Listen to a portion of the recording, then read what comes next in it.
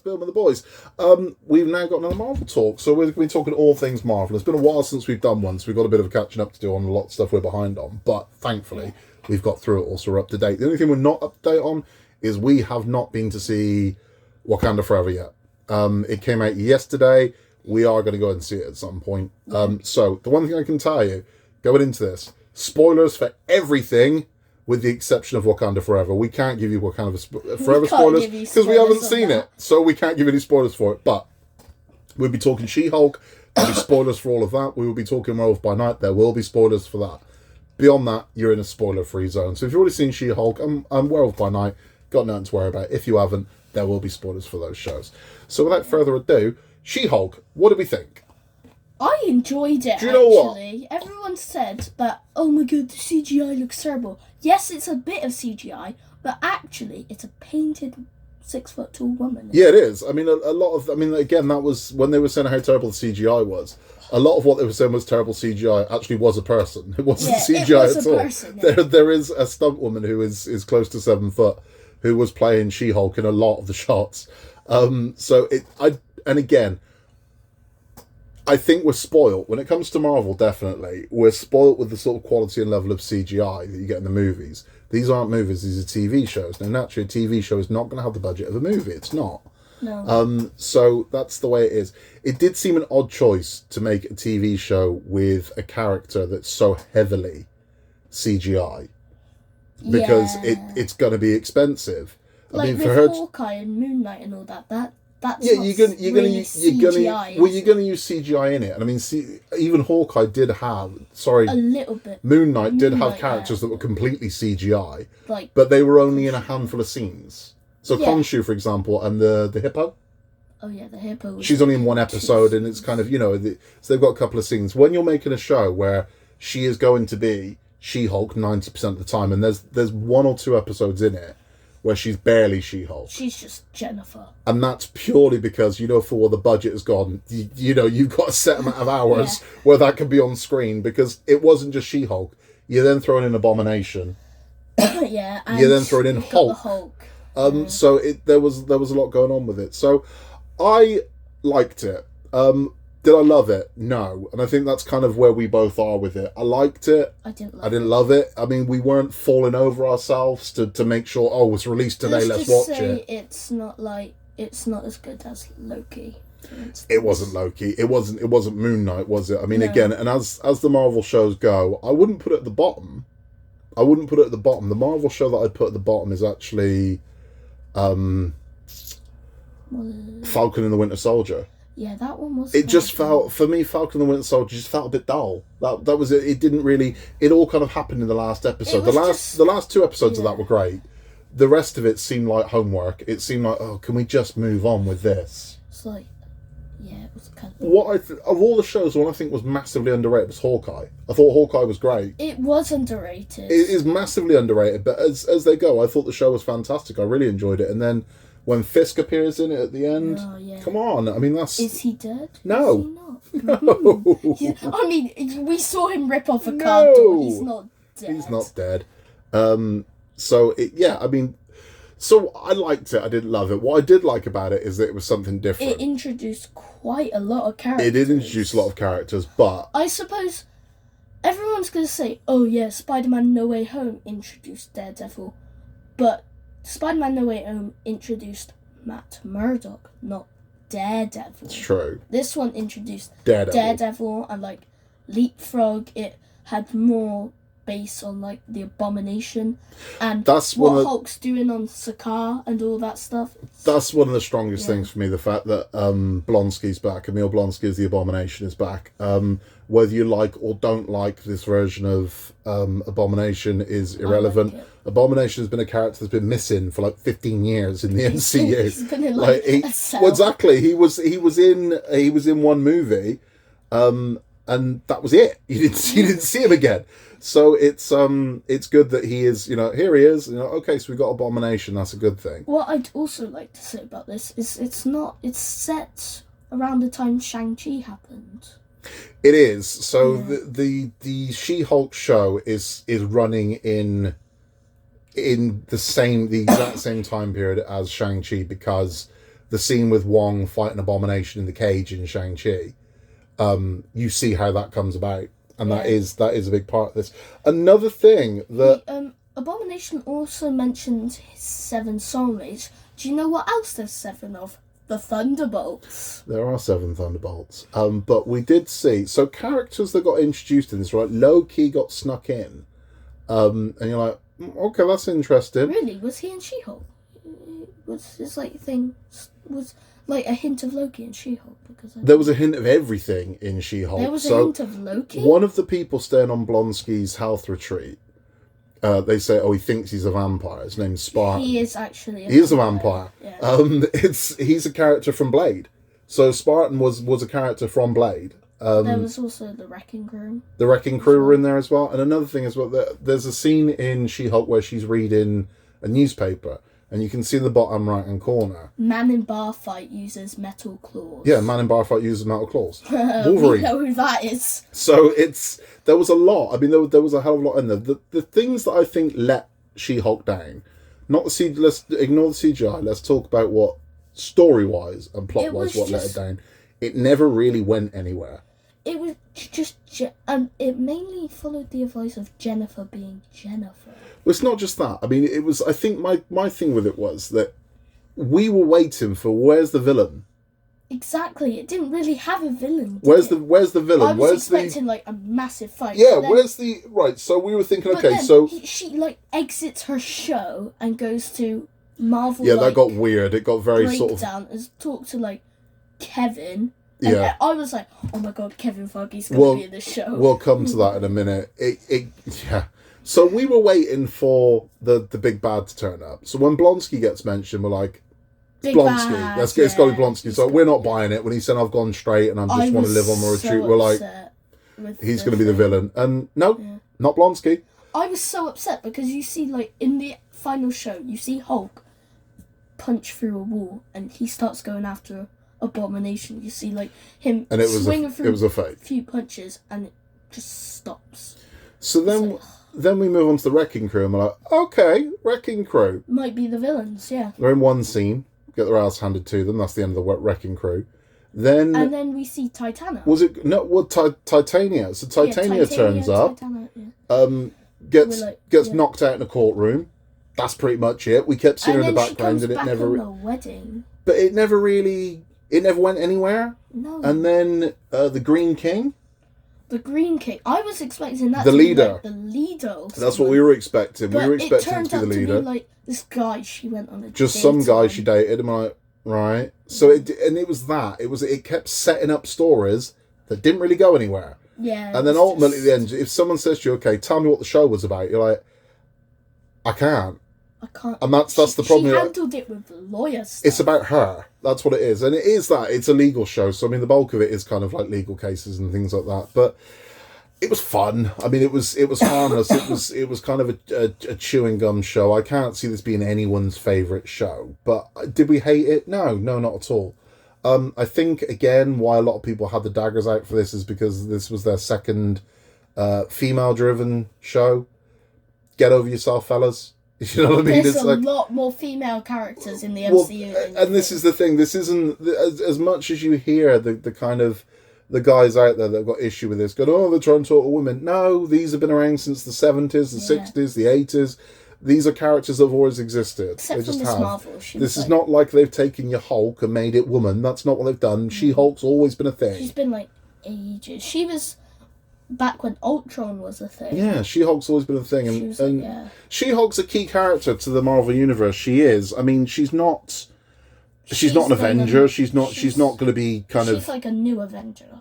She's a good support character is what she is. Yeah.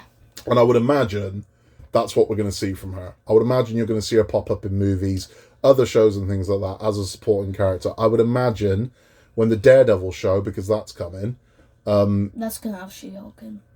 Yeah, there's an inevitability to that. So, we forgot to mention, She-Hulk's dating Daredevil. That's a bit weird. I thought Daredevil loved Elektra. He did.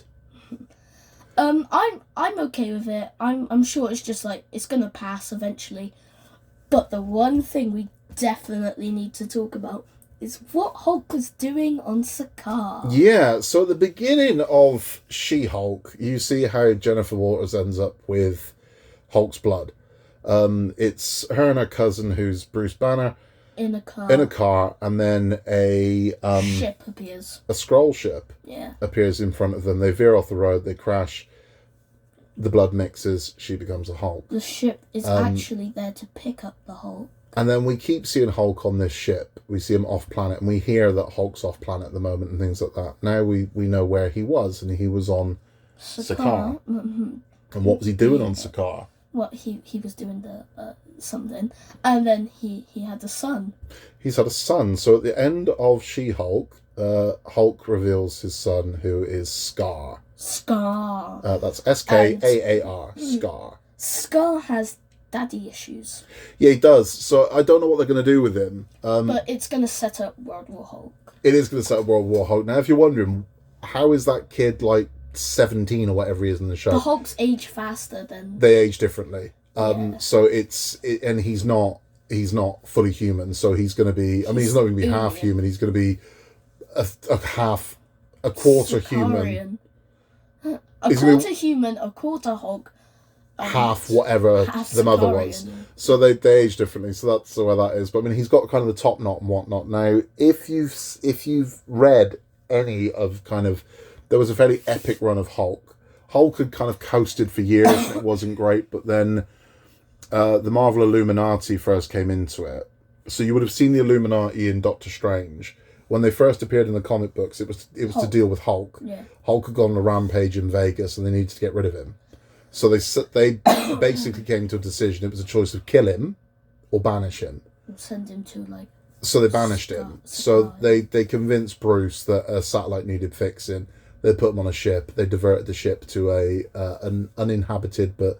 It was habited planet. Well, no, it wasn't. Where they were sending them to was just kind of like a green planet where Hulk could just be Hulk. And then he breaks out and he crashes on Sakaar. And he ends up on Sakaar, where he ends up in the gladiatorial arena, and he fights the Red King, becomes king. He becomes king. He becomes a nice king of the planet, has a good life. And then the planet gets destroyed, and he comes back to Earth for his revenge for World War Hulk. And he just destroys everyone. It was an epic 3 years, I'd say, of Hulk. Was just bloody spectacular, and it's what introduced the Red Hulk, and it was an amazing run. Red Hulk was mentioned in... He was. I'd go as far as say 5 years. There was a 5-year run of Hulk that was bloody spectacular, and this is where Scar comes from in that. And his son is Raw. I mean, this is the thing. He's a smaller version of the Hulk. He's more a lithe version of the Hulk, but he has all of the strength. But he also has all of the aggression. He has like weapons. He has a massive ass. He does, and I mean, one of the main things that he's more of a gladiator than Hulk was, and one of the main things with Scar is he doesn't turn back. There's no turning human, turning. He just is. But he was introduced. Where he fits into the MCU, I don't know. I don't think we're going to be seeing much of him. I think we're going to be seeing loads of him because I think he is. He's going to be. I think he's in the new Avengers. I think what he's going to be is he's going to replace it for Mark Ruffalo, and Mark Ruffalo says he doesn't want to be Hulk anymore. Really? Mark Ruffalo said that. If he says that at some point, I think you've then got a replacement Hulk, haven't you? That's not what Chris Hemsworth is saying, though. Chris Hemsworth wants to stay as Thor. Oh, he's going to stay as Thor forever, didn't he? Yeah. But, so I would imagine the next time you're going to see Scar will be Secret Invasion. Yeah, because that's the whole thing. We'll show you a picture of Scar. If you've not seen Scar, this is Scar from She-Hulk. Yeah.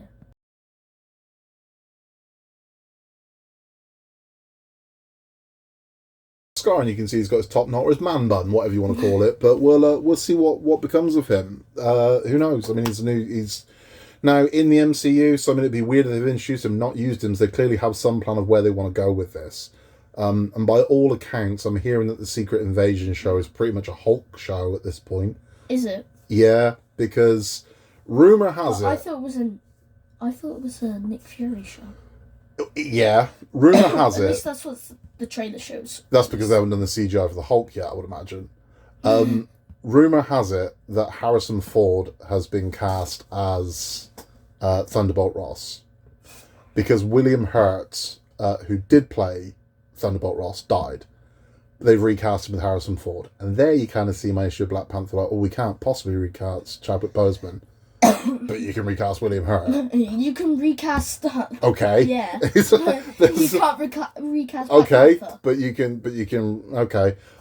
So, and apparently, he's been cast with the intention of he will be Red Hulk. Yeah. Because again, spoilers. Those of you that don't know, and I mean, again, this is General Ross's. This happened about 14 years ago, so General Ross is Red Hulk. So it looks like that's where we're going. The news that also came out is the name escapes me, but the guy that played the leader played Samuel Stern, who goes on to be the leader in Incredible Hulk, is back with the MCU. He signed a contract with them, so he will be playing the leader.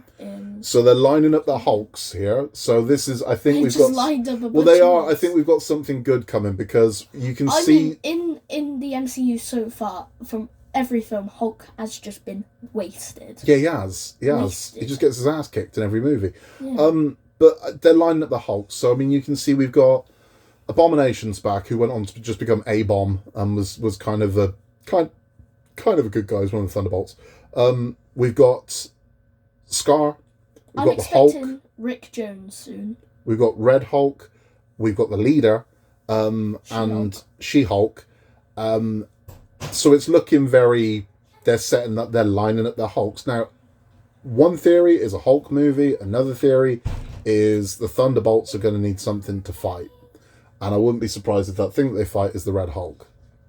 I can see that being a thing. I always thought that Red Hulk was going to be in the Thunderbolts. I thought when they were going to announce the Thunderbolts, I was expecting new character and finally Red Hulk. If you're not familiar with the Thunderbolts is basically the Marvel version of the Suicide Squad. It's villains that are currently being held in the Triskelion that can get time off their sentence for doing very unwanted missions. Like Agent Walker. Yeah. Taskmaster, I believe, is one of the... Yeah, Ghost, I believe, is a member of the Thunderbolts. Yelena. Yeah, there's a bunch. So, I mean, we'll see. We don't know enough about it yet to really go into it, but Red Hulk is coming. The other thing that we watched, so that's She-Hulk pretty much done. The other thing that we watched that I adored was Werewolf by Night. Man-Thing, though. How good was Werewolf by Night? Werewolf by Night was fantastic. Now, it's just Man-Thing. He doesn't even have to say anything. He's just no, he doesn't. funny. Man-Thing was awesome. So the big addition to Werewolf... For those of you that haven't seen Werewolf by Night yet, it's a very simple premise. It's all filmed in black and white, which I kind of loved because it made it look like one of those old Universal horror movies. And if it wasn't, it would be pretty gory. There is... Exactly. There is colour in it. So there is right at the end. There are flashes of red and green, and then at the end, when the kind of show's over, there is a full colour scene. You've seen we'll come to that. The premise is quite simple. It's a group of monster hunters. It's like a society of monster hunters that gather to kill. They're gathering together to see who's going to get the Bloodstone, and the Bloodstone will help them kill the monsters. It drains their powers, doesn't it? It makes you the guy, basically. Yeah. So all of the monster hunters gather in the mansion, along with what's her name? Elsa Bloodstone. Elsa Bloodstone, who is the daughter of the original Bloodstone guy. But she's not got it by right of air, and it's a quite simple task. They're going to go into a maze and find the Bloodstone. But the Bloodstone is attached to a monster. Man-Thing. It's attached to a threat. It's attached to Man-Thing. So they all arrive there with the intention of taking down Man-Thing, claiming the Bloodstone, and becoming, king of the monster hunters. All of the monster hunters except kill one monsters, but one of them does it in their own unique way. He is a monster. He is a monster, and that is Werewolf by Night. So one of them is there for alternative reasons. He is a friend of Man-Thing. Because before Man-Thing was Man-Thing, he was Theodore. So Werewolf by Night refers to Man-Thing almost exclusively as Ted. That's how he knows him. So Man-Thing is bloody scary. He's big and scary looking, but just kind of adorable. If he touches you and he tries to kill you, you disintegrate into like these butterflies that fly around. Yeah. But it was. I mean, it's incredibly gory. I mean, again, it was a good spooky thing for Halloween. For younger children, I would say it's the strongest this level of Marvel has gone. Because, I mean, limbs were being removed, people were being ripped apart. I'd say second strongest. I mean, Multiverse of Madness. Multiverse of Madness was quite strong. It was, but I mean, this one was scary, and this one was gory as well. Which again is part of the reason for black and white. If it hadn't been black and white, there'd have been blood spraying everywhere. That's part of the reason in Thor: Love and Thunder as well, that the god's blood is gold. Yeah, because you can't just see it would just be red. If it was everywhere. Red, I mean, they're even covered in it in films. So that's what's going on with it. But I loved it, and Man Thing steals the show. He really does. He's only in it for like 10 a handful of scenes, yeah. But he does steal the show. He's got a very kind of Groot thing going on. Yeah, except he doesn't say anything. He doesn't have to say anything. You can just tell. Well, he and Werewolf by Night have got a very Han Solo Chewie thing going on. Where if you see, everyone in Star Wars gets subtitles with the exception of Chewbacca. Chewbacca gets no subtitles. Han Solo is Chewbacca's subtitles. Yeah. So he basically, you know what Chewbacca's saying by the way Han Solo reacts with him. It's the same with Man Thing and Werewolf by Night. You know what Man Thing's saying by the way Werewolf by Night interacts with him. Bloodstone is kind of like a Leia because Leia can understand what Chewie's saying. Yeah, she was a great character. So Elsa was a fantastic character. I'm looking forward to seeing more of her. Enjoyed it, yeah. And as the kid said with Multiverse of Madness introducing the more kind of monstrous side of it, this one really does. So now we're kind of like here are the monsters. So there's a whole supernatural side to the MCU, and this is our first kind of proper here it is. Into it, because I mean you get a werewolf and you get Man Thing. You get the werewolf, you get the Man Thing, you get the monster hunters, you get Elsa Bloodstone, you get a lot is going on with this one. I think this has paved the way for more.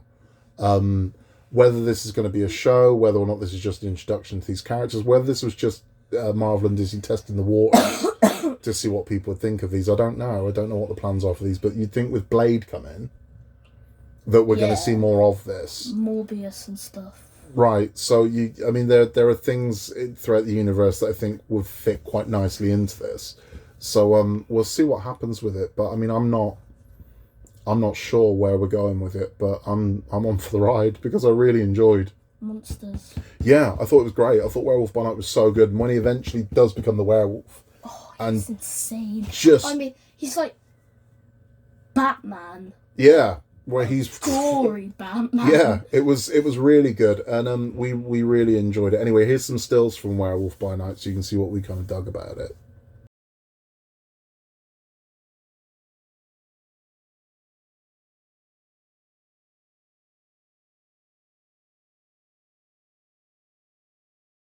You can see there's some still shots of Werewolf by Night. We just loved it. I thought it was fantastic, and the end scene particularly when it's all full colour, and you get to see Man Thing in his full kind of colour glory. I just thought it was a darling show. It's well worth your time. It only came in just under an hour, and I could have watched another half an hour of that easily. I really enjoyed it. I thought it was great. It was really good, and I'd like to see more of that from Marvel. Not every Marvel story has to be a global. Well, it also doesn't have to be a global threat. That's a 1 hour movie contained in just kind of like it's all set in this one house. And it's done really well. Daredevil isn't a global threat. You could have spun that out. You could have added an extra 30 minutes to that show and made that into a movie. And it just needed to be set in that house. It didn't need to be a humongous CGI threat to humanity. It doesn't. It was really good and I really enjoyed it and I can't wait for more of it. And I hope that happens. Coming up next on Disney Plus in the MCU world is going to be the Guardians of the Galaxy holiday special. Yes, actually, that one. Now, they have just released the trailer for that. It looks really good. I believe they're stealing Kevin Bacon. Yeah, Kevin Bacon. They're going to kidnap Apparently, him. the story's going to revolve around Quill is depressed, Star-Lord's depressed, so to cheer him up, Mantis and Drax decide to steal Kevin Bacon. Yeah. To have the Footloose dance off. It just sounds goofy as hell, but I think it's going to be a lot of fun. I think it's going to beautifully set up now Guardians 3. By far, the best highlight of this has to be adult Groot. Well, not adult Groot. Adolescent Groot? Like young adult Groot. Yeah. We've seen all these variations of Groot now. So we started with Groot as old as he was going to get and died, and then Yeah, Baby Groot. I miss the old Groot. In my opinion, he was my favourite, where he just jabs his arm through. We have Baby Groot, Child Groot, Teenage Groot. Now it appears we've got kind of like young man adult, Groot. Yeah, young man. And it's been fun seeing all the Groots. And I think Guardians of the Galaxy 3, from what we've seen in the trailer, looks set to be an absolute gut punch. I think it's going to be a sad movie. I think. Yeah. I can't see everyone making it out alive. From seeing like a little glimpse of like the trailer, it's like a lot of people are crying in that trailer. Yeah, I think they've all been emotional. All the first two Guardians of the movies were emotional. Where Groot dies. Yeah, and then in the second one with Quill's whole story is sad. I killed your mother. Yeah, it's just sad. And then I think in the third one we're definitely gonna get some background on Rocket, because we've seen the trailer of Guardians 3 and we've seen a very small baby Rocket. So we're going to find out exactly what happened to Rocket, because in the first one he says about, he was made. That's not what, and that's he kind was of tore apart and put back together, and that's kind of what happens in the comics as well. Rocket wasn't a raccoon; he was something else, and he was part of experiments that made him into that. I hope we find out how Groot and Rocket met, because I think it's time. This is the last. Guardians of the Galaxy 3 is the last. Apparently, it's the last film where they're all together as a team. So we can expect some deaths. It's the last appearance of this team. Now, Guardians of the Galaxy is kind of like the Avengers, where the team just changes over the years. So I'm sure you'll see some of these back for more. I don't think Quill's going to die. I believe they've just done Quill too dirty in this. In these films. I don't think he needs a happy I don't think necessarily they're all going to die, but I think a lot of them will either find a happiness or a whatever, and they go off and do their thing, and the Guardians remain. I think is what we're going to see, but we'll see. I mean, we're speculation at this point. Rocket and Groot aren't going to die because you can just cast them. You can cast them easily. The other trailer that was released was Antman 3 Quantumania. Now, again, with this one, it feels like a bait and switch, because Kang is in the trailer. You get a good look at Kang. Bill Murray's in it. We still don't know who he's playing. We don't. Bill Murray's rumoured to be MODOK, but he's also rumoured to be another character as well, so we don't know who he's going to be. What rumoured character is that? I can't remember his name, but he was part of the microverse. But there's a theory that the actual villain of this is not Kang. Like, you see Kang in the Antman. In the trailer. Imagine. Well, no, I think what happens, I think Kang is going to be kind of a shadowy figure in the background that's going to deceive Ant-Man into Do you know what I helping him free. I know it's a long shot, and I know everybody thinks he's dead. Yellow Jacket's going to be in that film. There is a theory that Yellow Jacket is MODOK. Because Yellow Jacket's MODOK.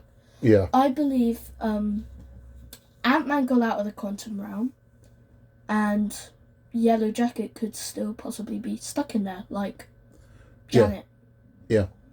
I think what's going to happen is you're going to have some other villain in it. It's not going to be Kang. I think Kang is going to basically trick Ant-Man into making a deal. Because we've seen the trailer, a lot of you haven't seen. So the trailer that was released sort of wide shows Kang in one way. We've seen the trailer that was shown at Comic-Con, where you see a very different Kang, and Kang snarling, "I will kill all of you." So we'll see. I mean, I don't know. In that trailer, it sounds like... Okay, hear me out. My theory is Hope's gonna die, and Ant-Man's just depressed about that. So Kang finds him, makes a deal that Kang can get out of the quantum realm. Reverse the time. To bring Hope... Like, reverse the time. Not to bring Hope back, just to give Ant-Man another chance to save Hope. Mm-hmm. But resultingly killing himself. Potentially that's what's going to happen, I don't know. I think his daughter's going to be mad at Kang and like... It's all exciting. I mean, our shows for... 2023 is shaping up to be quite a nice one. So we're going to end out the year with the holiday special and Wakanda Forever. And then next year we are looking at Secret Invasion, Echo. Yeah. We have got season 2 of Loki. I really want to find out what's happening with that. Film-wise, we have got Guardians of the Galaxy 3. We've got Antman and the Wasp 3 and Quantumania. And we've got the Marvels. Oh, yeah. we should as well, by that point, know where we're going with this. Because we know Fantastic Four is coming, we know Blade is coming. So at some point we're going to see these people injected. 2 months before the Fantastic Four is Wolverine. Not Wolverine. Deadpool 3. Deadpool 3, which is outside of the MCU, but Deadpool 3, which he won't be watching. Yes, but he says he's going to show me what Wolverine looks like in the costume, though. Yeah, so he can see that, because by all accounts, Hugh Jackman is back as Wolverine, and everything points to, they've all said he's going to be wearing the outfit. He's going to be wearing the cowl, because he never did that. I don't want him to be Wolverine in the MCU, though. No. I would like to see some closure to that character in this. I would like to see Hugh Jackman in the outfit, and I think I thought it was going to happen in Logan. There's a scene in Logan where I thought he's going to put the outfit on for the kids, and you just get to see him in it. And it nearly happened in the Wolverine. There's a deleted after credit scene from the Wolverine where he's given the cowl, and he never puts it on. So I just think it's mad that they did all of those films with Hugh Jackman, and at no point did he put the outfit on. You're like, just put it on for one bloody scene, and it never happened. So apparently Deadpool 3, he's wearing the suit. So that's enough to sell me a ticket. I'm not a huge Deadpool fan. You've watched them. I've watched them. I know people that are really into it. For me, it's I think everyone's just overrating Deadpool in a way. Yes, he's funny, but he's not. He's a good character, but yet he's not that good of a character. I think they're average superhero movies with dick jokes. That's what I think Deadpool movies are. I got to be honest. That's kind of where I am with them. I think they're if you remove the smut, you ain't got a lot of film left, and that's kind of my thing with Deadpool. I don't think there's enough substance there for me. I don't hate them by any means, but also you get, again, it's the thing where I'm a Marvel fan. It's like you're a Marvel movie fan, because again, when they go, oh, this is what the character's like in the comics. No, it isn't. Nope. It's like, no, it's not. That's not what the comics at all. Not even slightly. See, when I say I'm a Marvel fan, I am a Marvel fan. He's all over it. I mean, I'm not a Marvel movie fan. I'm not the person that watches like one Marvel movie and goes, I'm a Marvel fan.